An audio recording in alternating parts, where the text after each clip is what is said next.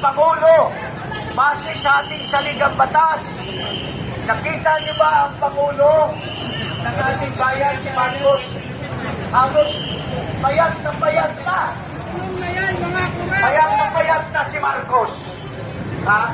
Hindi pa rin niya sinasabi sa ating mga kababayan base sa Section 12, Article 7 na kung malubha ang kalagayan, ang health ng ating Pangulo ay kailangan sabihin niya sa taong bayan kung may kakayahan pa siya mamuno sa ating bansa. Base po yan sa saligang batas. Wala po tayong nilalabag. Ha? Pero hanggang ngayon, hindi pa niya sinasabi kung anong kalagayan.